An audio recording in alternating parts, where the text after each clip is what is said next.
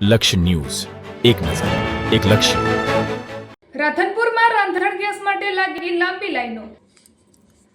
રાધનપુરમાં રાંધણ ગેસ માટે લાગી લાંબી લાઈનો. ફોન પર બુકિંગ બંધ થતાં ગ્રાહકો એજન્સી પર ધસી આવ્યા. ગ્રાહકો દ્વારા અનેક વખત કોલ કરવામાં આવ્યો છતાં બુકિંગ ન થવાને કારણે લોકોમાં ભારે રોષ જોવા મળી રહ્યો છે. રાધનપુર શહેરમાં રાંધણ ગેસ સિલિન્ડર મેળવવા માટે લોકોને ભારે મુશ્કેલીનો સામનો કરવો પડી રહ્યો છે. ફોન દ્વારા બુકિંગ ન થવાને કારણે ગ્રાહકોને સીધા એજન્સી પર આવવું પડી રહ્યું છે, જેના કારણે નૈમિષ ગેસ એજન્સી ખાતે દિવસભર ભીડ અને ગેરવ્યવસ્થાનો માહોલ જોવા મળ્યો હતો. મળતી માહિતી મુજબ છેલ્લા 2 દિવસથી ફોન દ્વારા ગેસ બુકિંગ કરવાની વ્યવસ્થા યોગ્ય રીતે કામ કરતી નથી.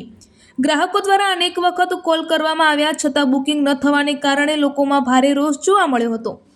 પરિણામે અનેક ગ્રાહકો સિલિન્ડર મેળવવા માટે સીધા એજન્સી પર પહોંચી જતા લાંબી લાઈનો લાગી હતી. સવારથી જ મોટી સંખ્યામાં લોકો નિમેષ ગેસ એજન્સી ખાતે ઉમટી પડતા ત્યાં અવ્યવસ્થા સર્જાઈ હતી. વૃદ્ધો, મહિલાઓ અને રોજગારી ધરાવતા લોકો પણ કલાકો સુધી લાઇનમાં ઊભા રહેવા મજબૂર બન્યા હતા. ઘણા ગ્રાહકોના જણાવ્યા મુજબ માત્ર એક સિલિન્ડર મેળવવા માટે પણ તેમને લાંબો સમય લાઇનમાં ઊભું રહેવું પડી રહ્યું છે. ગ્રાહકોનો આક્ષેપ છે કે એજન્સી તરફથી વારંવાર સર્વર ડાઉન છે એવી વાત કરીને જવાબ આપવામાં આવી રહ્યો છે, પરંતુ સમસ્યાનો કોઈ કાયમી ઉકેલ લાવવામાં આવતો નથી, જેના કારણે સામાન્ય જનતાને અનાવશ્યક હાલાકી ભોગવવી પડી રહી છે.